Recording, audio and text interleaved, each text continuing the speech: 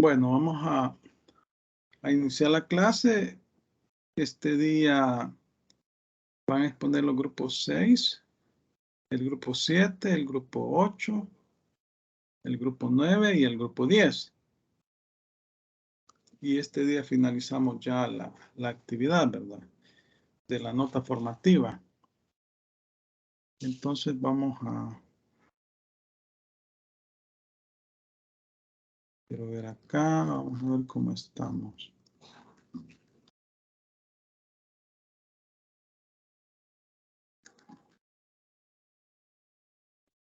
Aquí. Vaya.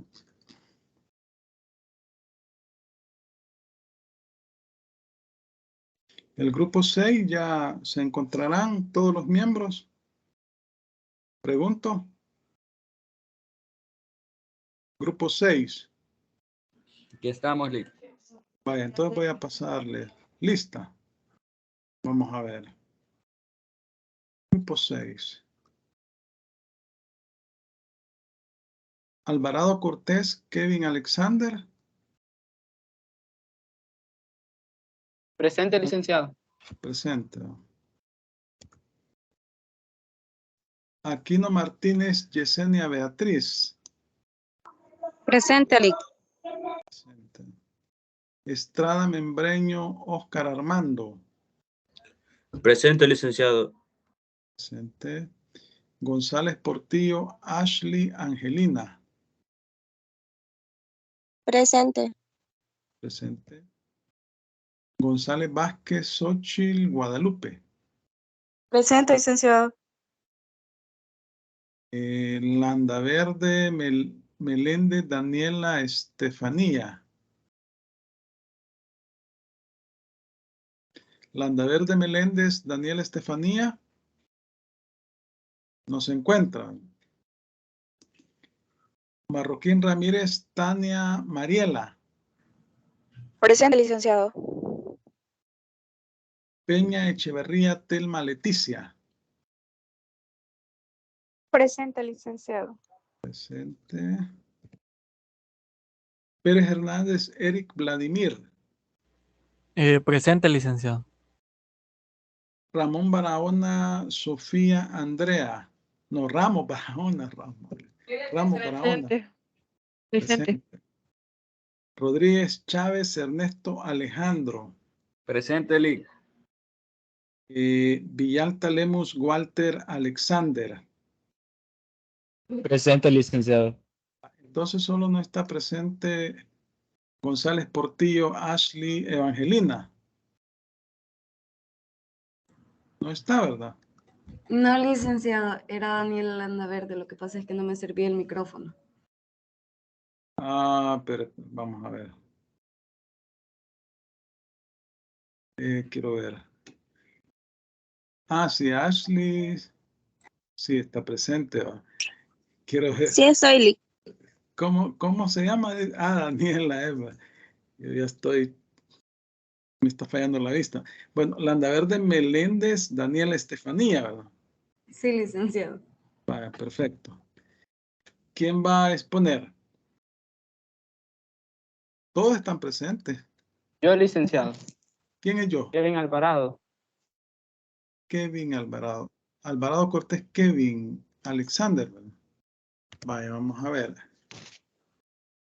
Entonces, permítame, solo voy a... Vamos a ver, aquí está Kevin.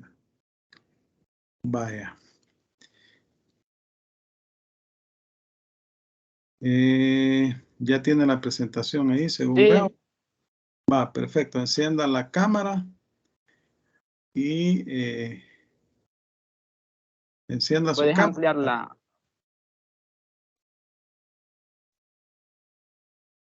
Se ve perfectamente la presentación. Vaya, se ve perfectamente. Vaya, vamos a ponerle el tiempo. 6:46. Inicio 6:46. Entonces, proceda. Tiene 10 minutos. Pasa la página.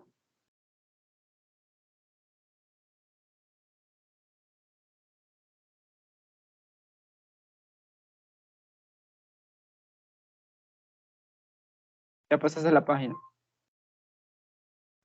Primero, tengan muy buenas noches. Yo les voy a hablar sobre el contrato de hipoteca. Primero, comencemos definiendo el origen del contrato de hipoteca.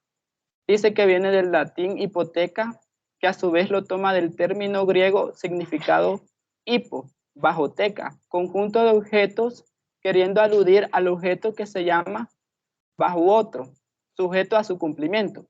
En Roma, la hipoteca nació como un derecho real de garantía que evolucionó de la prenda o pigno para tratar de solucionar los inconvenientes que trataba esta última. Garantía al obligar al deudor a entregar la posesión de la cosa. El deudor continuaba con el uso y goce de la cosa de la que solo se veía privado si no cumplía la obligación de la hipoteca que garantiza. El contrato de hipoteca tiene muchas similitudes con el contrato de prenda, pero con prenda con desplazamiento, ya que en la prenda con desplazamiento no se da el objeto. Asimismo pasa en la hipoteca, ya que no se da el bien inmueble, solo se da el dominio por un determinado momento, pero la persona que es deudora siempre tiene la disposición y el goce de la cosa. Siguiente.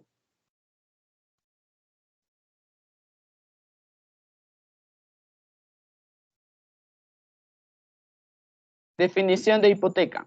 Una hipoteca es un contrato mediante el cual un deudor deja como garantía un bien generalmente inmueble a quien hace un préstamo al acreedor. De esta forma, si el deudor no paga su deuda, el acreedor tendrá derecho a solicitar la venta del bien para así poder cobrar lo que le deben. Por lo tanto, una hipoteca es un instrumento de deuda que otorga un derecho real de garantía para el acreedor que utiliza un bien del deudor como colateral. Siguiente. ¿Para qué se utilizan los contratos de hipoteca? En general, los contratos de hipoteca se utilizan para obtener financiamiento a largo plazo y por un monto importante de recursos que de otra forma sería difícil conseguirlo. Disponer de un bien como garantía de pago reduce el riesgo del acreedor, que en caso de impago se puede quedar con el bien y facilita así la concesión de un préstamo.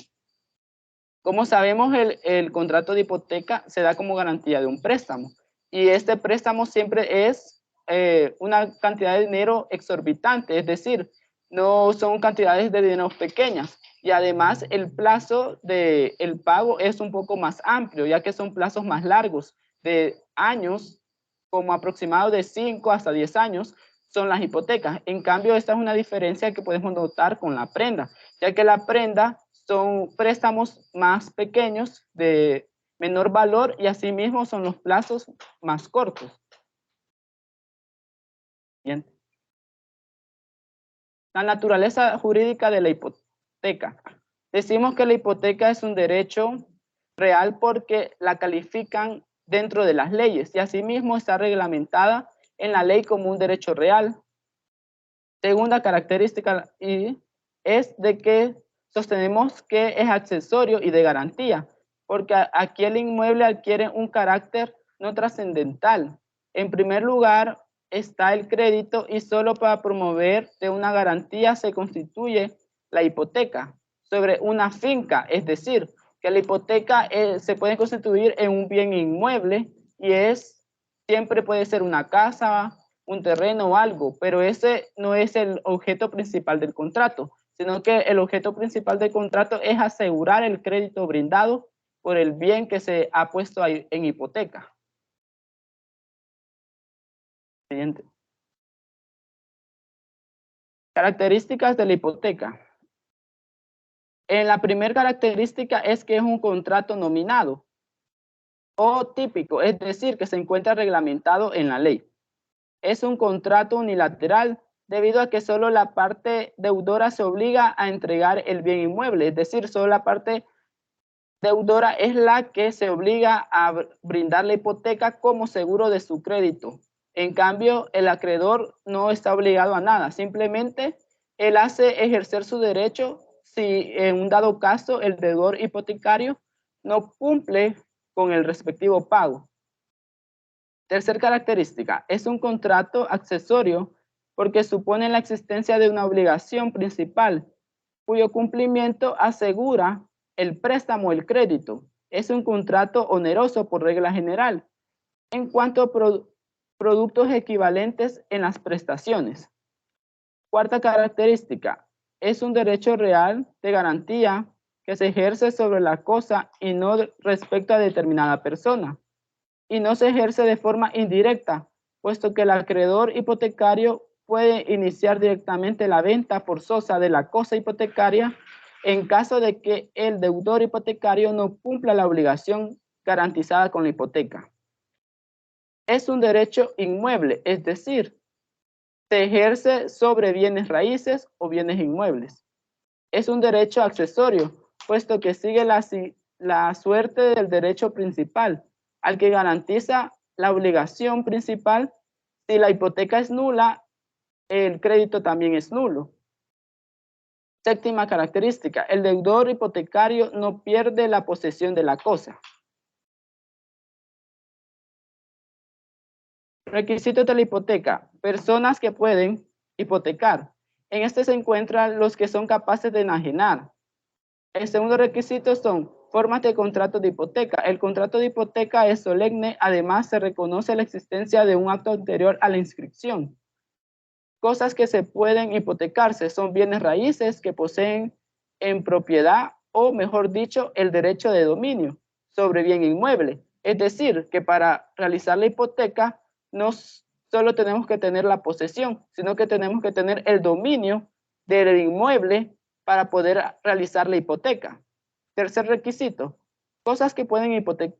Cuarto requisito, obligaciones susceptibles de cauciones con hipotecas. La obligación a que accede la hipoteca puede ser civil o natural. La especialidad de la hipoteca, cuanto si créditos, consiste en la determinación de la naturaleza y monto de la obligación que la hipoteca garantiza. Quinto requisito, efecto de la hipoteca. Estos son múltiples y se relacionan con el inmueble hipotecario, pues la hipoteca se constituye sobre un inmueble, la cual se extiende a los bienes inmuebles por destinación. A los bienes inmuebles por destinación hace referencia a aquellos inmuebles que están dentro de la propiedad o de la casa. Un ejemplo sería como los ventiladores que están en los techos, las cisternas de agua, todo eso siempre va en la hipoteca. Aunque no se diga, pero es un bien por destinación a la casa. Entonces no se puede quitar o no se puede dejar ese objeto. Es decir, de que si en un dado caso incumple el deudor hipotecario,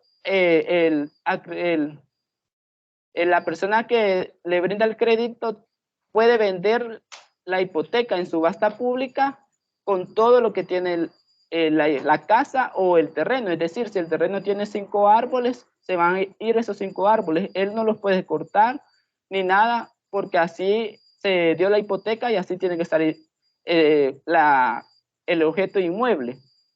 Por tanto, a eso hace referencia cuando habla sobre los bienes inmuebles por destinación. En el sexto requisito dice que se constituye para asegurar el cumplimiento de una obligación determinada. La hipoteca es un derecho constituido sobre un inmueble a favor de un acreedor para la seguridad de su crédito, sin ser que deje de tener la posesión, dice. Es un acuerdo que se toma entre deudor y acreedor, el cual le permite al acreedor asegurar el cobro de su crédito tomando posesión de uno o varios bienes determinados del deudor. Siguiente. Formalidades de la hipoteca. La hipoteca exige 2 solemnidades, que son las siguientes. La escritura pública, como le expone en el artículo 2159 del Código Civil, podrá ser una misma escritura pública de la hipoteca y la del contrato a que acceda.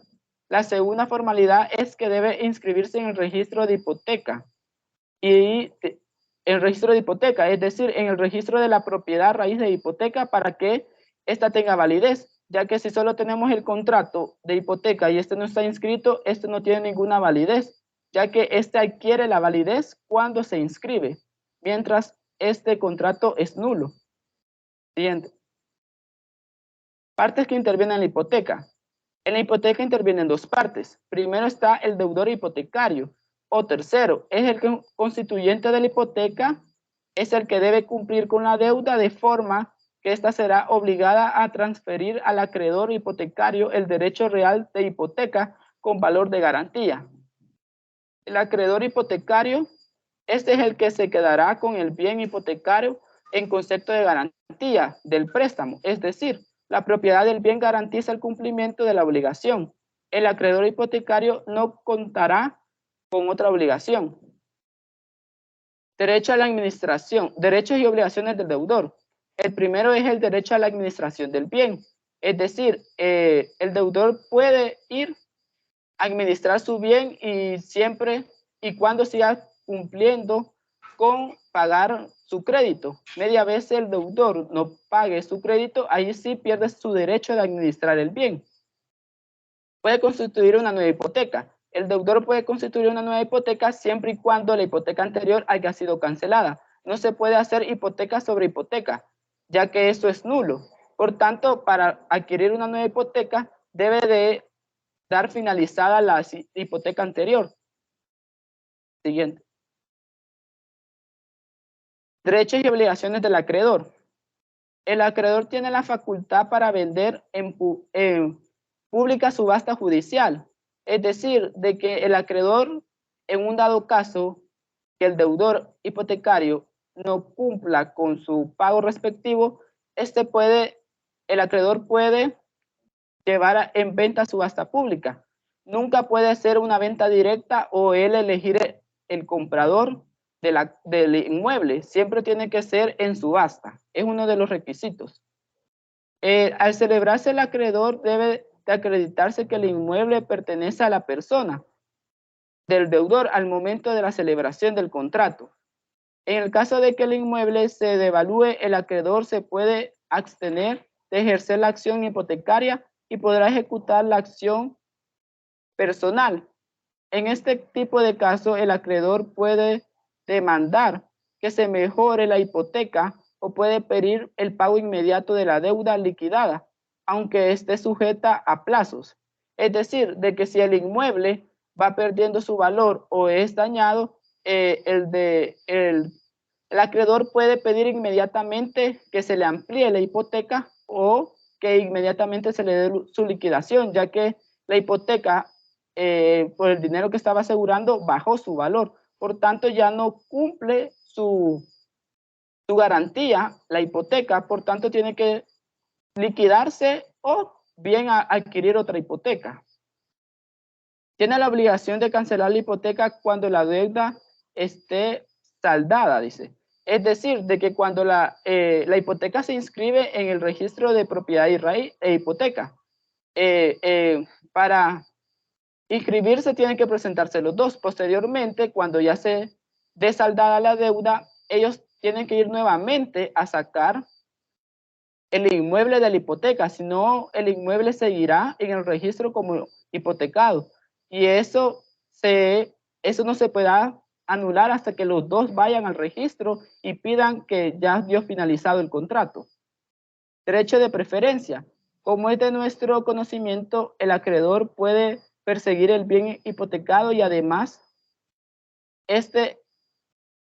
ostenta el derecho de preferencia en cuanto al mínimo. Siguiente.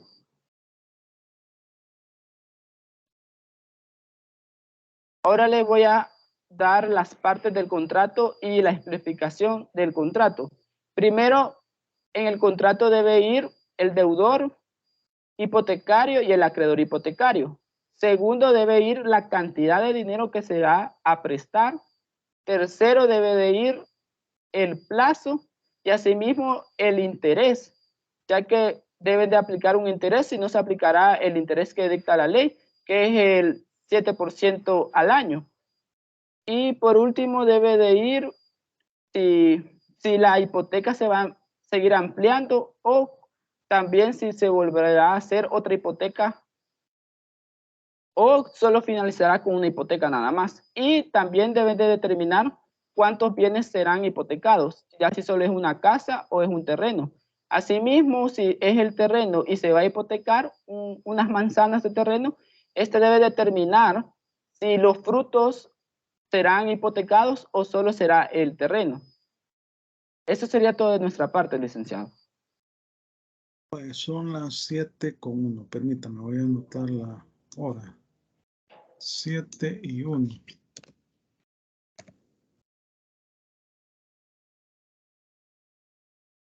Vaya. Veamos acá. ¿Cuánto dijo que era el interés legal? Es 5% al año. Me equivoqué, licenciado. 5%. ¿Cuánto es? ¿Qué dicen los demás compañeros de su grupo? 6%, licenciado. 6%. Dígame dos formalidades de la hipoteca. Puede ser usted o cualquiera de su grupo. ¿Qué exige la ley?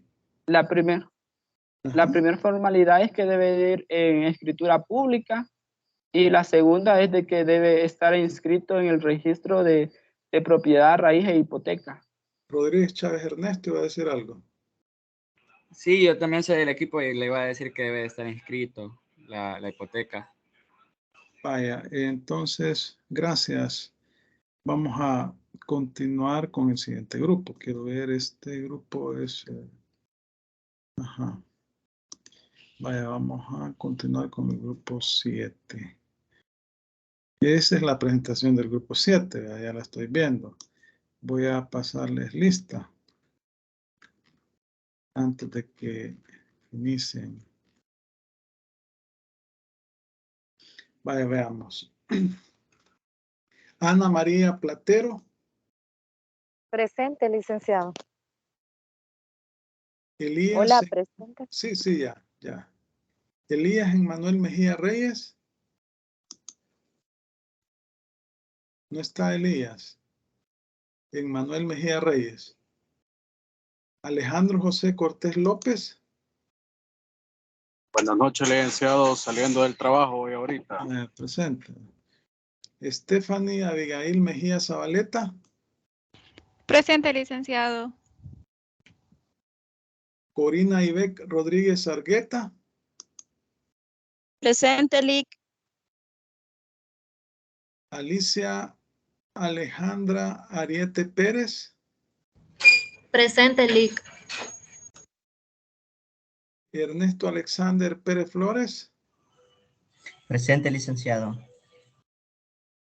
Guadalupe del Carmen Maldonado Jovel. Presente, licenciado. Pedro Antonio Carvajal Brizuela.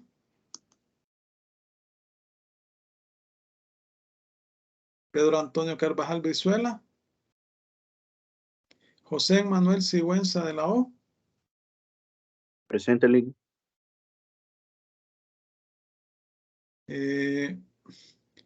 Carla Tatiana Girón Pichinte.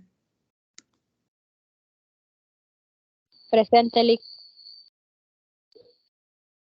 Entonces, Elías Emmanuel Mejía Reyes no se encuentra. Elías Emmanuel Mejía Reyes. Y tampoco se encuentra Pedro Antonio Carvajal Brizuela. No se encuentran. Vaya. Entonces, ¿quién va a exponer?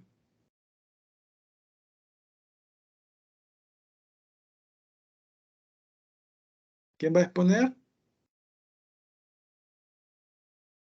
Hola, Ana María Platero, ¿va a exponer? Ana María Platero. Vamos a poner aquí, expositor. Vaya. Entonces, vamos a ver acá la hora 7:05. 7:06. Vaya, entonces comience. Buenas noches, compañeros. Mi nombre es Ana María Platero. Nosotros somos el grupo... Sí. No sé si me mira, licenciado. Sí, la veo. Perfecto. Mi nombre es Ana María Platero, pues nosotros somos el grupo número 7. El tema que nos tocó es el contrato de Anticresi, ¿verdad?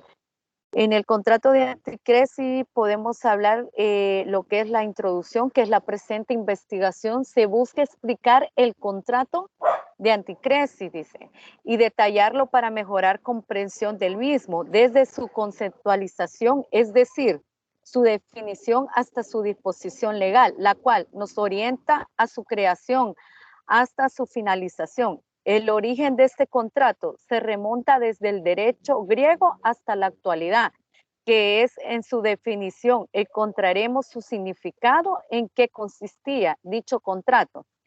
Es de suma importancia conocer su naturaleza jurídica, también su característica que lo diferencia de otros contratos, tanto como similitudes de gran importancia que todo contrato debe poseer. Siguiente, por favor.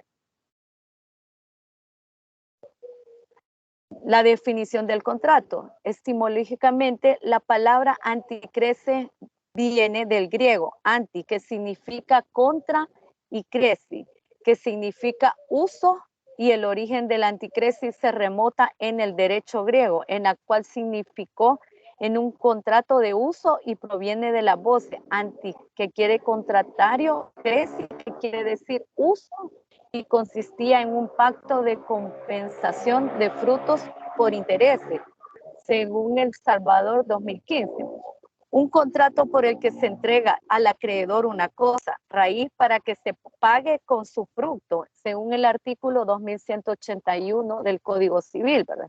Y es considerado un contrato real solemne y limitiva al derecho de propiedad, indivisible, imprescindible, etc. Además de ser un contrato en donde los sujetos son un acreedor anticrítico, un deudor anticrítico, el cual debe tener por lo menos el derecho real, el disfrute del bien inmueble, dando además, se dará a conocer las obligaciones que este contrato genera tanto para el acreedor anticrítico como para el deudor anticrítico. Los derechos que emanan de este contrato para ambas partes es así como los efectos jurídicos que se producieran al hacer el uso de este contrato y las disposiciones legales que regula todo este contrato.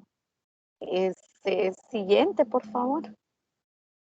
La naturaleza jurídica, ¿verdad? En la naturaleza jurídica podemos decir que el contrato de anticresi debe tratar de una cosa raíz. Ejemplo, un inmueble que es algo que puede producir fruto, naturaleza civil, ¿verdad? Además puede darse el anticresi en un inmueble ajeno, con un consentimiento únicamente del dueño, según el artículo 2182. El contrato nada impide que el acreedor anticrédito se dé en una hipoteca e inmueble. Y por otro lado, habiéndose dado la hipoteca, se dé también en anticrisis, según el artículo 2182. El acreedor tiene derecho a pagar con los frutos que produzca la cosa, en las cuales se imputará en primero a los intereses y después al capital. El contrato es claro ejemplo de una verdadera acción en pago, porque en esta se recibe cosa distinta a la debida, donde esta se debe dinero y se paga con el fruto. El acreedor tiene derecho a retener la cosa dada del anticresi hasta que el deudor la cancele en total de la obligación del anticresi. Es indivisible según el artículo 2190. El acreedor puede renunciar a su derecho de anticresi y haciendo uso del derecho de prenda general de todo acreedor y persiga la obligación o el bien del deudor. Siguiente, por favor. Las características, ¿verdad? Tenemos en las características. 1, que es un contrato real y se perfecciona contra la tradición del inmueble, según el artículo 2183. En este caso, la entrega que hace el deudor al acreedor anticrédito no está transliticia del dominio, sino que solo transforma en un menor tenedor de la cosa dada al anticresi. Número 2, la entrega de la cosa. El acreedor es una entrega simple y no tradición, reflejada según el artículo 2184. Número 3, es un contrato accesorio con todas las garantías porque está garantizada a cumplimiento de una obligación principal. Número 4, la asesoría porque es una garantía donde el contrato accesorio es un contrato de garantía que se entrega para garantizar el pago de la deuda. En este caso, el antecresi, donde es la entrega del inmueble. Número 5, es un contrato unilateral porque es única y obligación de la esencia del acreedor.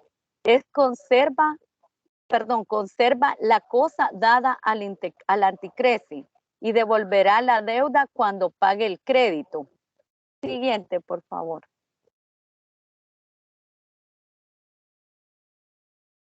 Clasificación. En las clasificaciones tenemos, ¿verdad? Según la doctrina expuesta en el texto de los contratos, principios y nociones, podemos destacar que el contrato de anticresi que se utiliza en nuestra ciudad es un contrato innominado, ya que no se encuentra reglamentado en la legislación civil. Es un contrato que se dio por el uso y la costumbre, pero no está en contrato de ley. Esta se podría decir dentro de los límites permitidos por nuestras leyes, sin violar ninguna, según Alexandri en 1945. En ese orden de ideas, atendiendo al alternor literal de lo anteriormente relacionado y de acuerdo al autor citado previamente, ese contrato, aunque no se encuentre reglamentado como tal, la ley forma parte de ella, y esto es así, ya que la costumbre permite hacerlo al no estar en contraposición a la misma, siendo los límites que demarcan la legalidad de este tipo y contrato permite solventar una deuda civil, ya que nuestra legislación establece que se puede pagar incluso con los frutos de ella que dependa, ¿verdad? Siguiente. Clasificación.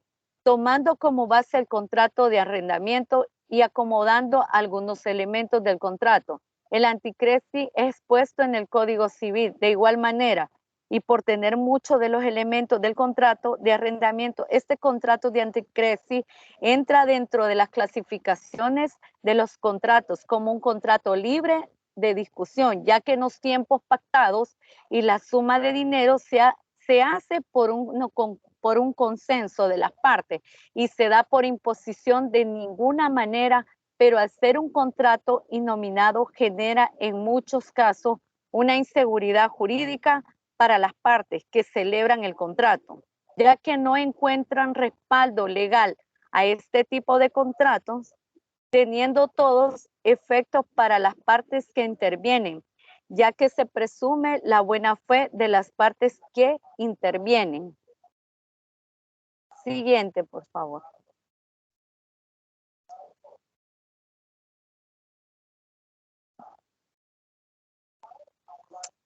Creo que... Permítame que... Ay, permítame, licenciado, que estoy pasando yo también aquí. Perdón, licenciado. Bueno, en clasificación, además puede ser un contrato de carácter civil. Este tipo de contratos de anticresi que se celebra en la ciudad del Pasto tiene todos los efectos que cualquier otro contrato, según Barro Erazú en 1932. Para poder definir el contrato de anticresi celebrado en nuestra ciudad, debemos participar por decir que este contrato es un contrato de dar, donde el objetivo del contrato es lícito, pero en algún caso es riesgoso por este tipo de negocios que se está realizando y es riesgoso para las partes que intervienen, tanto para el deudor anticrítico como para el acreedor anticrítico. Calderón de Butriago en 1971. Dentro de la clasificación legal, el contrato de anticresi lo podremos ubicar dentro de los contratos bilaterales, ya que se intervienen en dos o más personas, existiendo una parte deudora y otra acreedora. Es de carácter honoroso, ya que se está negociando con dinero y se busca la transacción monetaria. Es de carácter principal, ya que subsiste por sí solo, sin necesidad de convenciones. Además, todo es un contrato real, ya que está sujeto para su validez, no solo del conocimiento de las partes, sino que también de la entrega de la cosa o del bien. Esto es fácil de explicar, ya que una de las partes de este tipo de contrato vendría a ser un deudor anticrítico, lo que espera en la entrega del dinero, y acreedor anticrítico, lo que espera en la entrega de bien inmueble, según Máximo en 1997. Siguiente.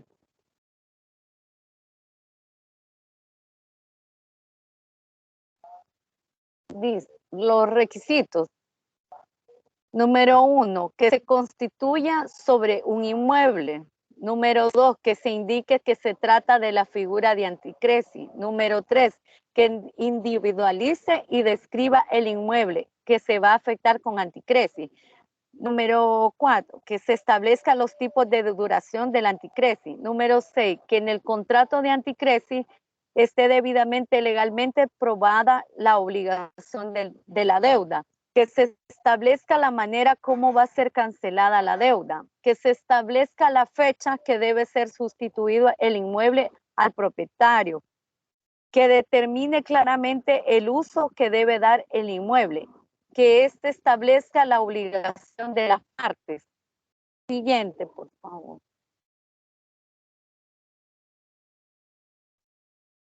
Formalidades. En las formalidades tenemos el prestario ofrece una garantía real, es decir, está respaldado a su compromiso de pago con un bien tangible, que en este caso es un inmueble anticresi. Es un derecho accesorio, puesto que se constituye para asegurar pago de una obligación y de su interés. Si estos son generados, si la deuda pendiente se extingue también el anticresi, los participantes del contrato son anticresistas, quien cede de la posición del inmueble el acreedor anticrético, quien hace uso de este anticrética, no puede recuperar el inmueble sin haber cancelado antes la deuda pendiente inviciable, efectuar varios contratos anticréticos sobre un mismo bien, porque se requiere su disposición para explicarlo. Dentro de otro modo, anticrista no podría entregar simultáneamente el inmueble a más de al acreedor. En cambio, si es factible constituir respecto a un mismo activo varias hipotecas, porque no es necesario que el deudor se desprenda de su propiedad a lo anterior.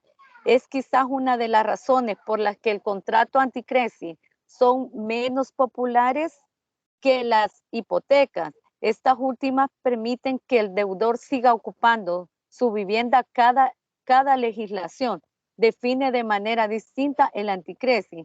En el caso de peruanos, por ejemplo, es un derecho real, poder inmediato, absoluto, y cuya virtud el deudor entrega un inmueble a su acreedor en garantía. Así lo concede la facultad y explotarlo y percibir su fruto. Siguiente.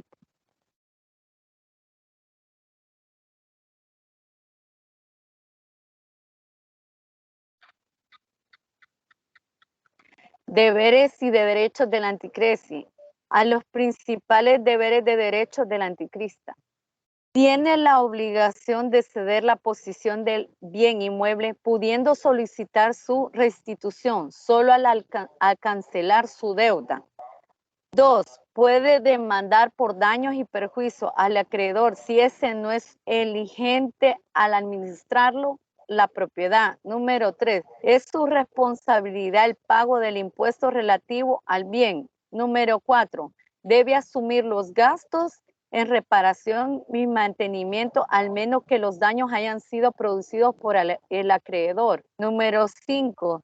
Se compromete a reponer lo invertido en mejorar las cuales debe contar con su consentimiento.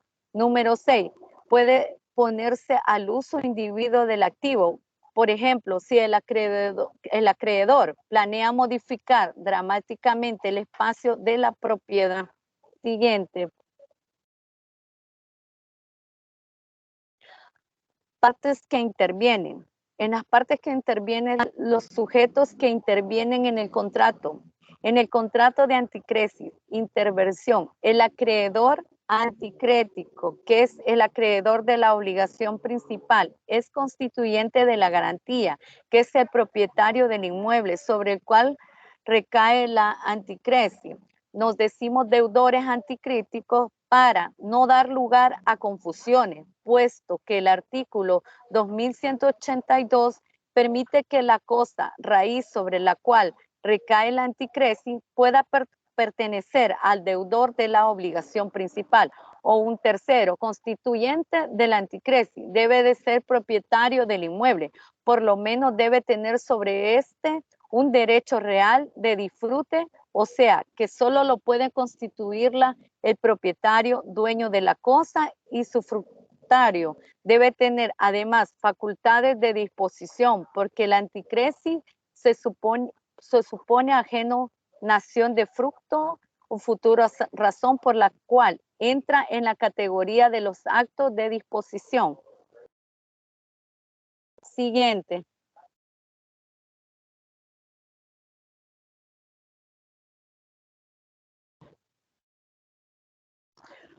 Obligaciones de las partes. El deudor anticrítico tiene la obligación de pagar el préstamo, su interés, gastos vencidos, que sea el plazo convenido según el artículo 2181. Del contrato estudiado surge para constituyente la garantía, la obligación de abonar el acreedor los gastos, las mejoras en que haya incurrido para la conservación del inmueble. Esta obligación está conteniendo, según el artículo 2186, en relación con el artículo 1723 y 1724 del Código Civil, ante incumplimiento de esta obligación por parte del constituyente de la garantía, debemos distinguir dos situaciones. Número A, literal A. La primera se presenta cuando el acreedor no ha sustituido el inmueble, caso en el cual el artículo 2190 les concede el derecho de tenerlo hasta que se le pague totalmente el adeudor. B.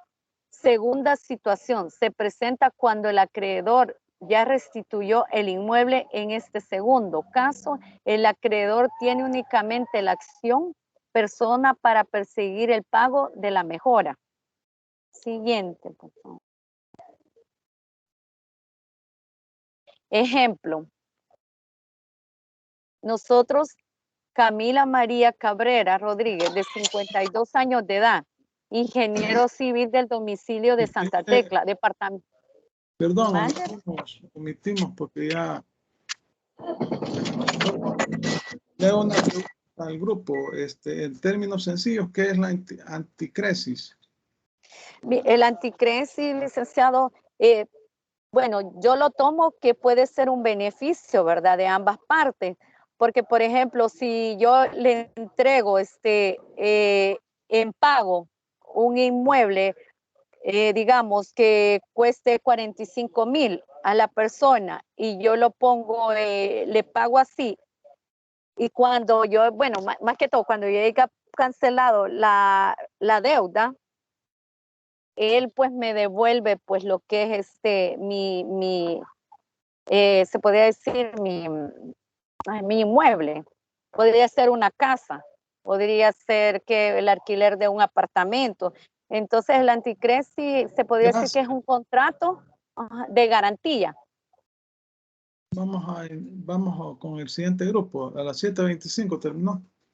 Sí, el grupo 3, el grupo 7, no, el 8 sería.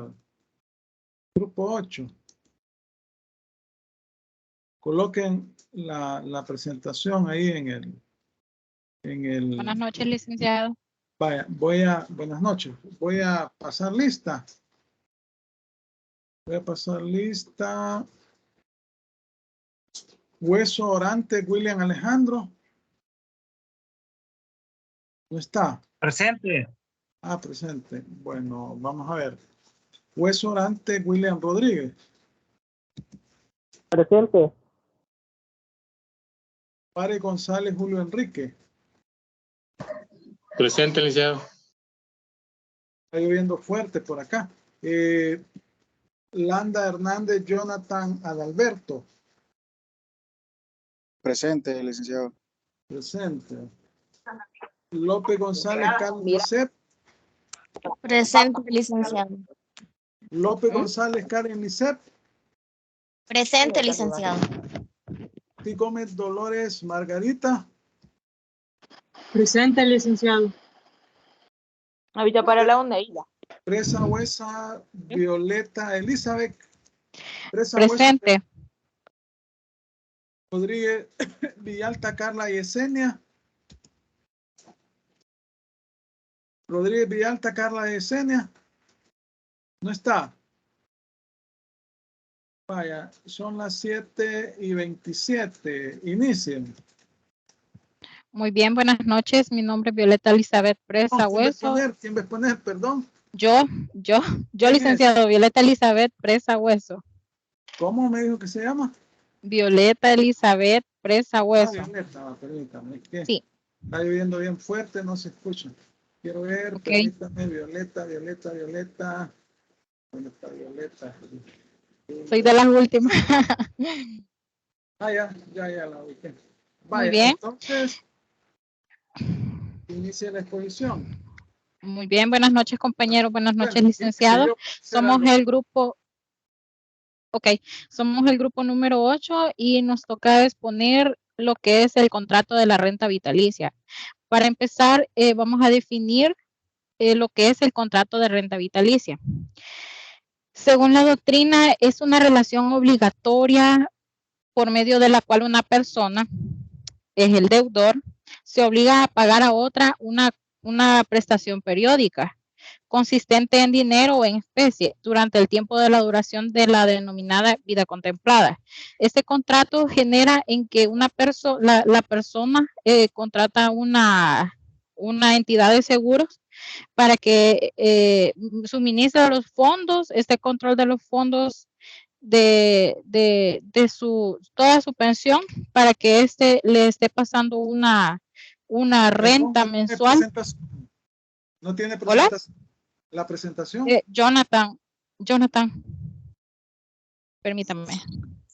Aquí estoy, compañera. Lo que pasa es que estoy tratando de ponerla, pero no entiendo por qué no me aparece acá dentro de los archivos. Bueno, si no puede usted ponerla, que la ponga otra persona, pero prosiga usted, porque eso le va a afectar en la exposición al grupo. Vaya, prosiga usted. Muy bien. Esta persona paga a una institución de seguros que le suministra todo lo que es lo de la pensión de su jubilación, para que dentro de su vida se le esté beneficiando, importando un aporte mensual para su persona o sus beneficiarios al faltar Bueno, voy a proceder a la naturaleza jurídica. El contrato de renta vitalicia puede ser tomado como un legado, el cual es único en su esencia al considerarse una doble ventaja. Como por ejemplo, es un contrato aleatorio, pero tiene un doble sentido. Muchos de los autores manifiestan que tiene naturaleza de compraventa, pero no es que sea de compraventa, sino que su diferencia se manifiesta en que es una contraprestación donde una persona da a otra y la otra recibe un beneficio. Dentro de las características, atendiendo su perfeccionamiento, pudimos encontrar lo que es unilateral. ¿Por qué es unilateral? Pero en calidad sinalagmático imperfecto. Porque una de las partes contratantes se obliga a pagar la renta, este caso es el deudor, a una persona beneficiada. Es real se necesita para su perfeccionamiento, además del acuerdo de la entrega del precio. En la compraventa, si podemos distinguir, es la entrega de la cosa, por lo cual se perfecciona el contrato de compraventa. Pero en este caso, como es un contrato de renta vitalicia, se va a perfeccionar con la entrega, pero del precio, del importe que dé esta persona al contratar la institución de seguros para que ésta administre sus fondos, para que pueda garantizar su vida a partir de su jubilación hasta que éste fallezca. Es oneroso atendiendo la utilidad de las partes, porque como antes mencionaba, una parte se obliga a pagar una renta como contraprestación de lo recibido de la otra parte. Es solemne. Es un contrato solemne cuando a disposición de ley establece que es necesario para su perfeccionamiento observación de ciertas formalidades especiales. Esto es solemne porque en la ley establece el requisito esencial. Tiene varios requisitos esenciales, pero entra en una de las formalidades por la cual debe de constituirse una renta vitalicia. Es aleatorio, dice, cuando el equivalente consiste en una contingencia incierta de ganancia o pérdida. ¿Por qué? Porque la renta vitalicia está sujeta a un acontecimiento que no se sabe cuándo va a fallecer la persona que está afiliada, la que está pagando, perdón. Si en este caso esta persona está recibiendo un importe, bueno, y también cuando resulta que se muere, uno no sabe cuándo se va a morir. Quedan los beneficiarios beneficiándose de este importe contratado, ¿verdad? ¿Sobre qué objeto recae? Bueno, el objeto del contrato más que todo se basa en el capital, el dinero. La renta en sí es la pensión que se va a recibir.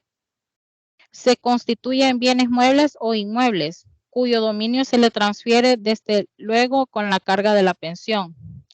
Son los que el rentista se obliga a transmitir al pagador, salvo que se trate de un contrato a favor de tercero. No solo se transmite el dominio, sino también cualquier derecho real sobre los mismos. En pocas palabras, la renta es la cantidad que el pagador se obliga a satisfacer al rentista. Una pensión o crédito de ordinario consistirá en una cantidad de dinero. También puede ser en especie. Sobre la clasificación de los contratos.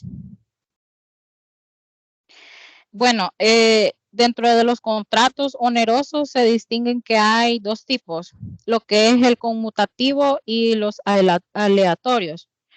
Los conmutativos son aquellos contratos en los que una de las partes o ambas recíprocamente se obligan a dar o hacer una cosa en equivalencia de lo que la otra parte ha de dar o hacer en tiempo determinado. O al realizarse un cierto acontecimiento en el caso del contrato de la renta vitalicia. Nos encontramos dentro del contrato aleatorio. Porque la cosa equivalente se debe dar o hacer depende de un acontecimiento incierto que le va a generar ganancia o pérdida a futuro.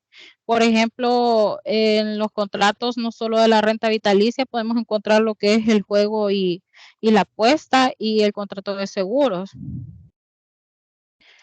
Dentro de los requisitos y sus formalidades, pues nuestro Código Civil establece que los requisitos esenciales de la renta vitalicia establece que para gozar de la renta se requiere que se pague un precio en dinero, bienes raíces o muebles.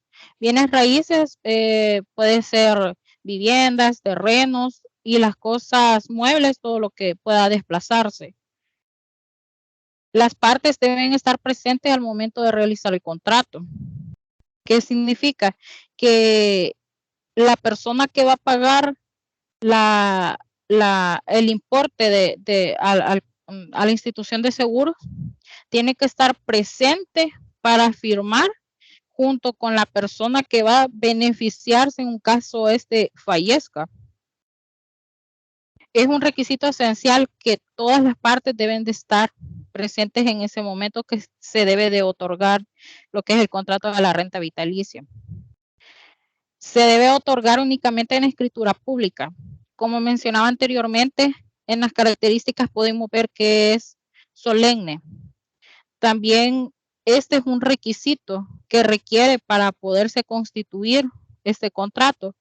Aparte de ser un requisito, forma parte de sus formalidades, porque la ley implica que obligatoriamente para que surta efectos y una de las partes pueda oponer contra alguna vulneración de derechos, es necesario que tengan en escritura pública el contrato. No se puede hacer por documento privado autenticado, solo en escritura pública, es decir, en las hojas de protocolo que tienen los abogados.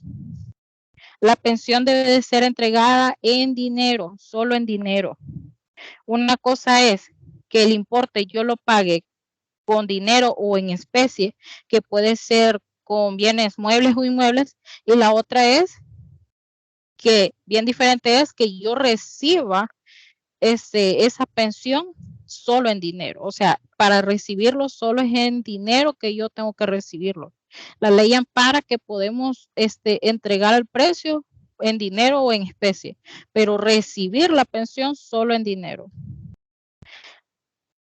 La escritura pública, aparte de ser un requisito de validez, es precisamente un requisito de su existencia, ya que la falta de esta formalidad acarrea la inexistencia jurídica del contrato.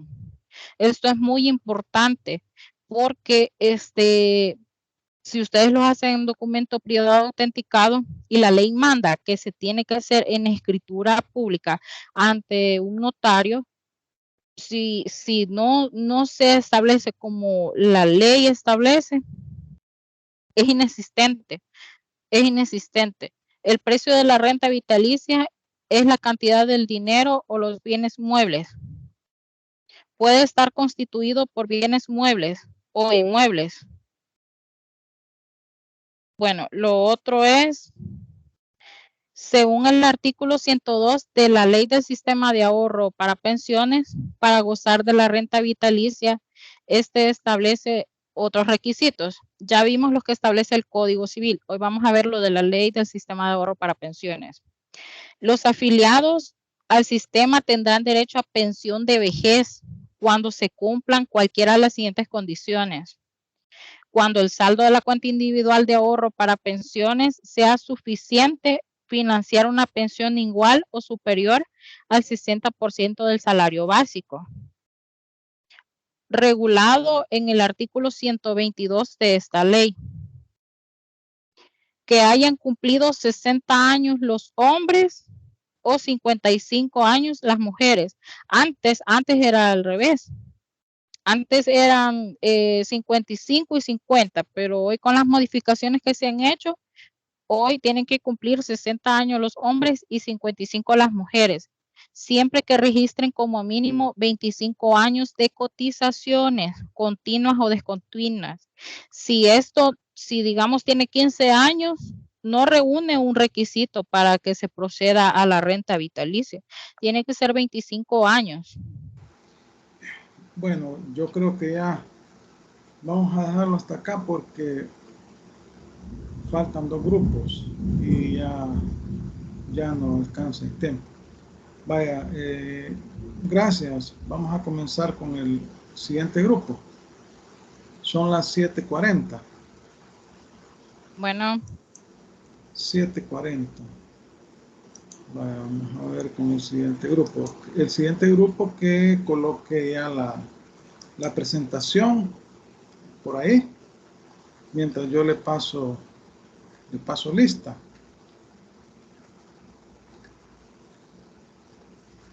Es el grupo 9.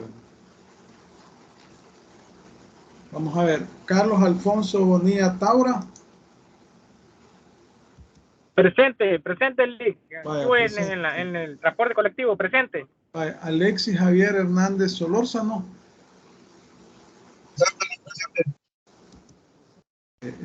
Claudia Verónica Reyes Ventura. Presente, Lick. Wendy Yamilek Ulloa García. Wendy Yamilek Ulloa García no está, ¿verdad? Luis Edgardo Vázquez Ayala. Luis Edgardo. Presente, licenciado. Vaya. Presente. Arturo Humberto Quintanilla Doño. Presente, licenciado. Presente. Priscila Maday Castaneda Corena. Presente.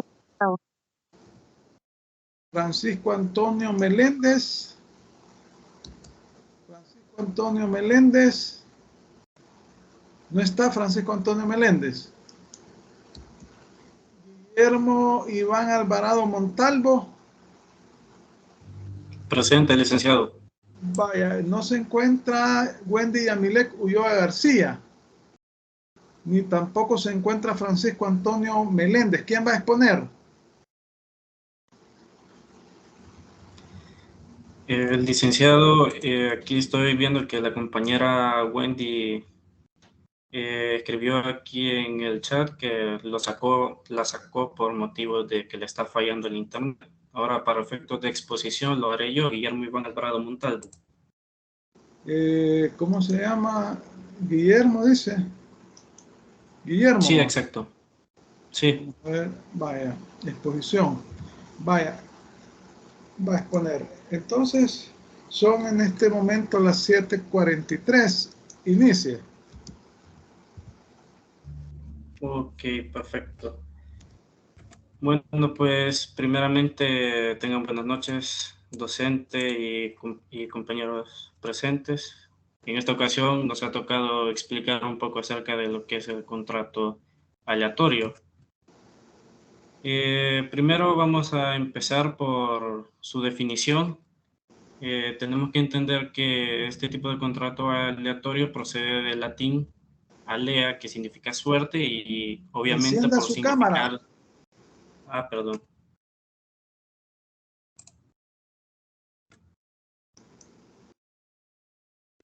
Ok, ya. Bueno, continuando con lo que estaba diciendo, al significar suerte, esto se aplica al contrato, lo cual esto implica que no hay o no existe una equivalencia de prestaciones, pues quien lo debe de realizar es uno de los obligados, y esto pues depende de lo que surja o no en un acontecimiento, ya que depende del azar o de la suerte, como lo he mencionado antes. Este contrato también se contrapone a los conmutativos, y esto pues en lo que está predeterminado antes de perfeccionarse el contrato, la equivalencia de prestaciones. En su naturaleza jurídica tenemos cuyo propósito es el satisfacer el interés privado del titular o de los titulares que integran la situación jurídica de poder. También tenemos que perfecciona el negocio contractual, aunque en ocasiones esto no suele ser por los famosos riesgos normales. En este caso o en este tipo de contrato, los riesgos serían las circunstancias propiciadas por el azar, la negligencia, la falta de diligencia necesaria y el actuar intencional de los sujetos obligados. En sus características de este tipo de contrato aleatorio, pues tenemos 5 que ustedes pueden divisar en la presentación, pero por mencionar algunos también tenemos que, como le he mencionado al inicio de la exposición, que este contrato aleatorio pues no hay una equivalencia de prestaciones. Aparte hay otro tipo de contratos aleatorios, como lo es el de renta vitalicia o el de contrato de seguro. También el contrato del juego y la apuesta, en donde tenemos que 2 o más personas pues convienen a que si una de las partes apuestan y la otra parte pierda, pues tiene que pagar una cantidad X de dinero, ¿no? Ahora, en los requisitos de este contrato, pues eso está regulado en el artículo 1316 del Código Civil, en las cuales nos mencionan 4 tipos de requisitos. Primordialmente, que sean legalmente capaces, que esto se consienta en un acto o en una declaración y que su consentimiento no adolezca de vicio, que sea un objeto lícito y que la causa sea lícita también.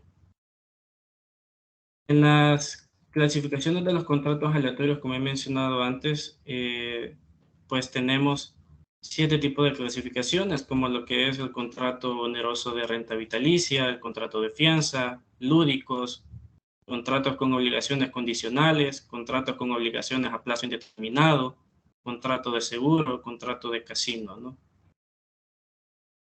En las formalidades del contrato aleatorio, pues tenemos que en el marco del derecho es donde la contraprestación no se fija desde el precio, porque la función va cambiando de acuerdo a las situaciones que van sucediendo en un futuro. En las formalidades, pues también podemos decir que hay que fijar una relación existente entre los beneficios y sacrificios de las partes que asumen, y también pues no es posible evaluar de antemano las prestaciones ya que de los contratantes. ¿Por qué? Porque estas situaciones van cambiando por los hechos inciertos que van ocurriendo y media vez estos van cambiando, pues estas suelen ser más ligeras o agravosas. Las partes que intervienen en el contrato aleatorio, por lo general en todo tipo de contrato decimos que hay partes contratantes, pero en este caso pues los vamos a determinar como el contratante y el contratista, ya que pues este tipo de contrato, igual que los demás contratos, son para ambas partes. Y ya que una parte visualiza una perspectiva de una ganancia y la otra parte normalmente siempre visualiza una posibilidad de pérdida. En las obligaciones que asumen las partes. En este tipo de contrato, como lo acabo de mencionar, ambas partes se obligan recíprocamente, se obligan a dar, va a hacer alguna cosa, ya que esto está sujeto, como le he mencionado en reiteradas veces, esto está sujeto a un acontecimiento incierto que ocurre en un determinado tiempo o espacio. En los efectos de los contratos aleatorios, en estos efectos, pues, como he dicho, no es posible evaluar antes las prestaciones de los contratantes porque las circunstancias pueden hacerse más ligeras o más agravosas.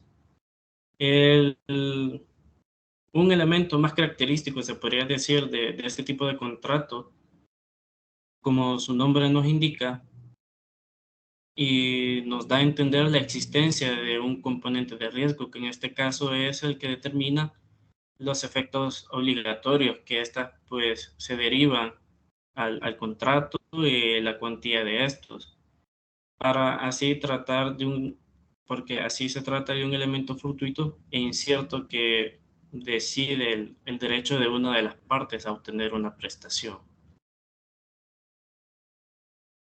También es importante mencionar que la incertidumbre no afecta en sí la existencia de este tipo de contrato, sino que más bien solo modifica un poco su estructura y el contenido de las partes, ya que estas pues están obligadas desde su perfección en cualquier caso. También hay que reiterar que la incertidumbre únicamente se refiere a una realización de las prestaciones de una de las partes, ya que el contenido de este tiene que ser bajo la condición de una incertidumbre, de un acto incierto, de que lo produce y da un efecto al mismo contrato. Ahora, en su disposición legal que lo regula,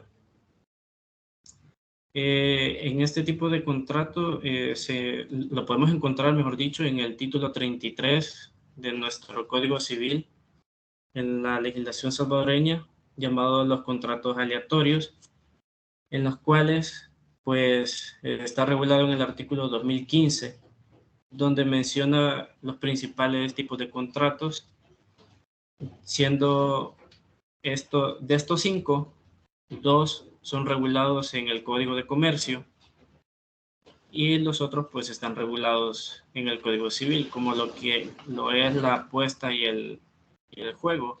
Está regulado en el artículo 2017, 2018, y en relación al haber contraído deudas, pues también lo podemos relacionar con el artículo 1337.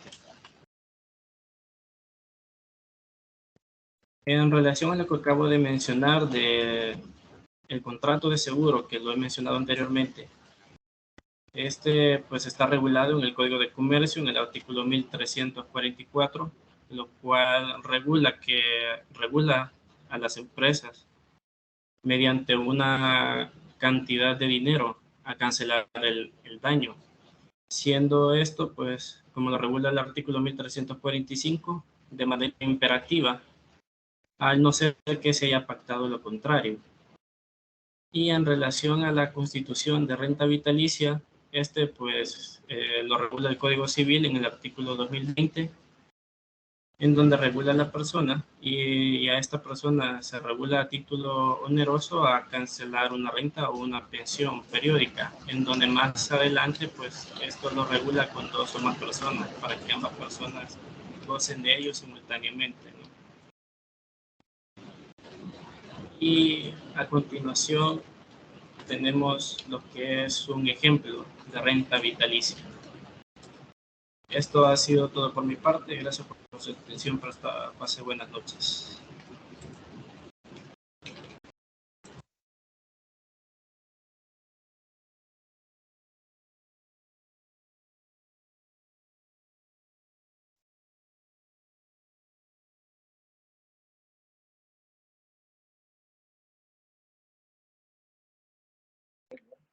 Tiene silenciado el micrófono, licenciado.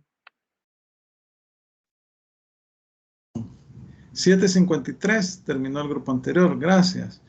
Hoy voy a comenzar con el grupo último, el 10, porque ya el tiempo nos está. Voy a pasarle lista al grupo 10. Pongan la presentación y la persona que va a exponer que encienda la cámara de entrada. Vaya, vamos a ver. Ángel Pérez Karen Melissa. No está. Presente. Buenas noches, licenciado. Vaya. Arévalo de Bolaño Soraya del Carmen. Presente. Caballero de Orellana Sonia Margarita. Presente. Presente. Mejía Ramírez Elena Beatriz. Presente, licenciado. Monterrosa Sánchez Damaris Abigail. Presente, licenciado. Gloria Stephanie Portillo Alvarenga. Presente, licenciado. Rodríguez Juárez Carlos Alberto. Presente, Lic. Sánchez Martínez Julio Manuel. Presente, Lic. Sánchez Méndez José Manuel. Presente, Lic. Presente. Va a exponer. Yo, licenciado, yo voy a exponer. ¿Cómo se llama? Elena Beatriz Mejía. Elena Beatriz Mejía, quiero ver. Ya. Vaya, comience, son las 7:55. Gracias. Buenas noches. En honor al tiempo, vamos a hacerlo breve. Nos ha tocado el tema de los cuasicontratos. Bueno, tiene 10 minutos. Ah, ok. Gracias, licenciado. Sí, o sea, es hasta las 8:10 la clase, ¿va? Ah, perfecto. Gracias. Bueno, como introducción tenemos, compañeros, que los cuasicontratos se diferencian de los contratos, ya que los cuasicontratos, en este caso, se requiere de una sola parte, que es unilateral, En cambio, con los contratos tiene que existir una voluntad de parte como introducción para que comencemos a entender lo que son los cuasicontratos. Como objetivos generales tenemos explicar la finalidad de los cuasicontratos y las obligaciones que éste contrae. Como objetivos específicos tenemos como que definir las partes, las características y sus formalidades y mostrar cómo son sus bases legales. Siguiente, compañera.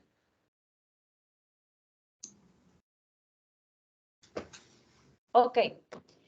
La definición está basada en el Código Civil en el artículo 1035, donde nos habla que los cuasicontratos se pueden contraer, que nacen por la ley o se pueden contraer por voluntad de una de las partes. Está expresada y el hecho puede ser lícito y constituye un cuasicontrato y así lo establece el artículo 2035. En este caso, su naturaleza jurídica nos habla de dos categorías. La categoría, según la teoría, está prevista que la explica como el derecho privado, como un contrato y el cuasicontrato. La segunda se refiere como a una teoría publicista que abarca una teoría especial que esta embarga el derecho público. Siguiente, compañero.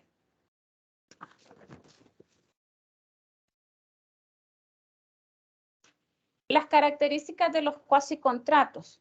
En este caso tenemos que son 5 características. La primera de ellos es el hecho que nacen como, donde se constituyen como un hecho lícito.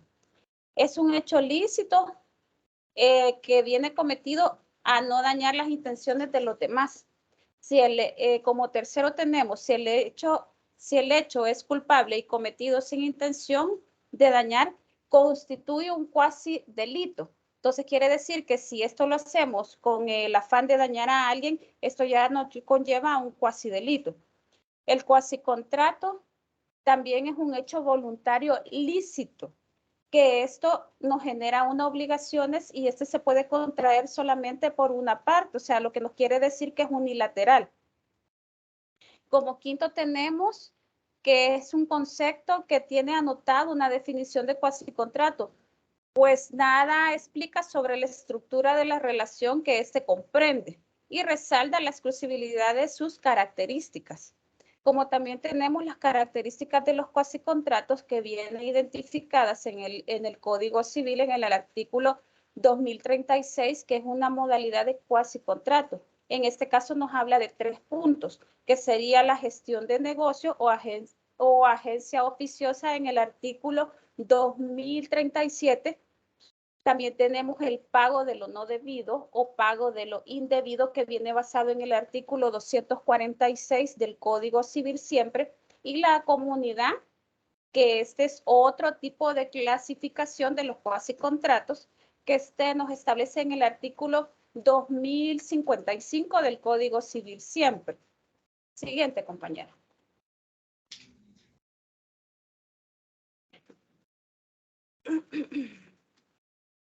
Los requisitos del cuasicontrato en la agencia oficiosa, aquí nos habla de 2 puntos. La primera es la intervención del gerente de los negocios y del interesado. En este caso debe de ser de manera espontánea. Como segundo punto tenemos ánimo de obligar al interesado y de reembolsarle los gastos. En este caso, cuando hablamos de reembolsar los gastos, es lo que la otra parte ha desembolsado. Los requisitos para el cuasicontrato del pago de lo no debido, en este caso nos habla de dos requisitos. Como primer requisito tenemos que no exista la obligación. La ley exige que al pagar una persona una deuda ajena, esta lo haga por error o lo haga por obligación de una deuda no existente, se tiene como que reembolsar. Que el pago se haya hecho por error viene a dar como en el mismo punto, ¿verdad? Cuando hablamos de una obligación ya existente. De los requisitos del cuasicontrato de la comunidad, que existan voluntad de 2 o más personas. quiere decir que en este caso, cuando se hace un cuasicontrato, no debe de existir nada más la unilateral, sino que debe de existir la voluntad de 2 o más personas.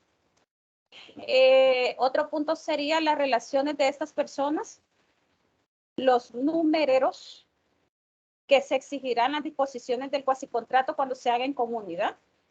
Todos deben tener los mismos derechos por el cual, ¿verdad? Se va a hacer un proindiviso. No que a uno van a ser 3 y a los 2 primeros le va a tocar la mayor parte y al otro no. Tienen que tener todos equivalencia en lo que van a hacer. Siguiente, compañero. Las formalidades de los cuasicontratos. Nuevamente, pues nos desplegamos al artículo 2035 del Código Civil, donde nos habla, ¿verdad?, que las obligaciones del cuasicontrato nacen o se hacen de la ley. A modo de introducción y como reseña, las obligaciones se pueden originar teniendo como la fuente lo más importante que es la ley. En este caso, pues, al obtener un cuasicontrato, nos basamos directamente en la ley y esta nos dispone y nos da espacio a que digamos cuáles son las prestaciones de los servicios y por la cual la ley nos exige su cumplimiento. En este caso también en los cuasicontratos, pues vamos a volver a hablar de los cuasicontratos de la agencia oficiosa, las partes que intervienen. Las partes que intervienen son el gerente o gestor, que son los que intervienen para negociar con las personas. También sería el dueño o el interesado, que claramente la persona es la que le pertenece el negocio. El cuasicontrato del pago indebido interviene la persona que va a realizar el pago y para poderlo solventar, ¿verdad?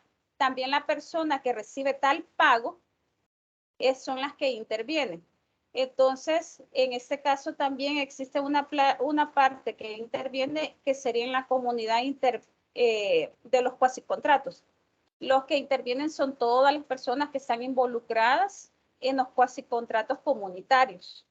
Ellos son los beneficiados y los obligados. Siguiente, compañero.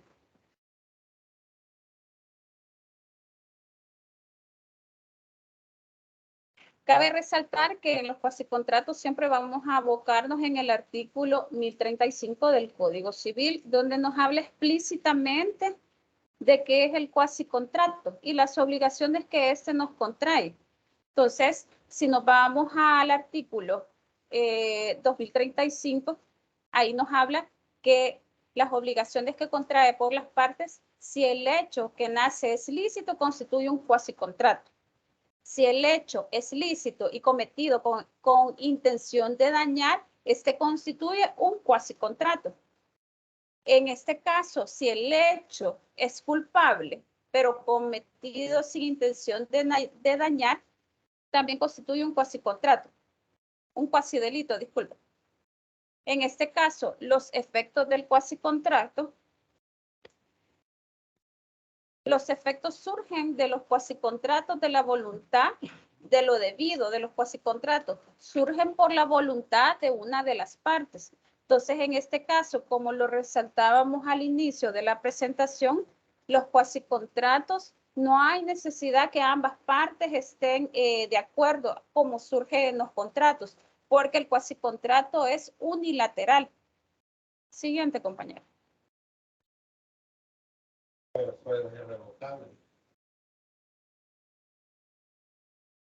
Nuevamente, pues hablamos de las disposiciones legales, las obligaciones nacen de los contratos, cuasicontratos, de los delitos o cuasidelitos, las faltas y de la ley.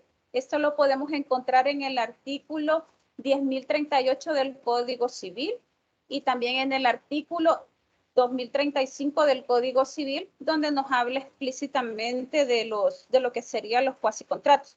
Hablar de los cuasicontratos, pues, de manera sencilla, pues, para entenderlo es de que la diferencia es de que es una parte la que tiene que estar de acuerdo, por eso se le llama unilateral, al contrario de los contratos que ambas partes tienen que estar de acuerdo, o sea que tiene que existir la voluntad de las partes. Siguiente compañero.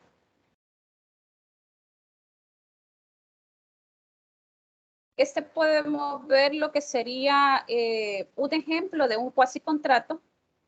Lo pusimos en la presentación para que los compañeros lo pudiesen apreciar. No se los voy a leer porque es bastante largo, pero si ustedes pueden verlo y lo pueden apreciar, esas son las partes que lleva el cuasi contrato.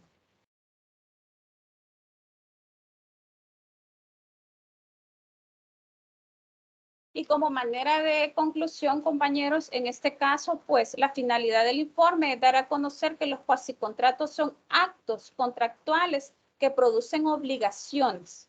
Entonces, para no hacerlo muy largo y que no leerles la conclusión, pues está más que entendida, ¿verdad? De que hacer un cuasicontrato o lo que se nos denomina, vamos estipulados y nos vamos a basar en la ley para obtener las obligaciones que cada uno debe de tener. Muchas gracias, buenas noches.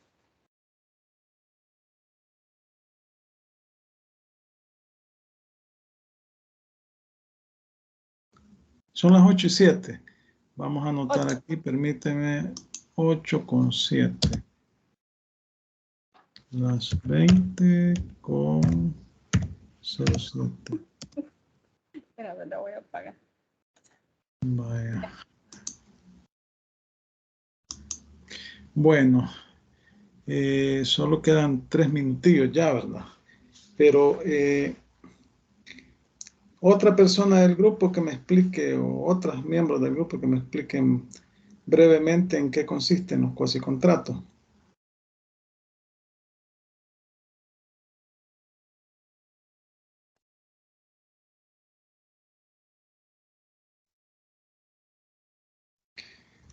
¿Hay demás miembros del grupo?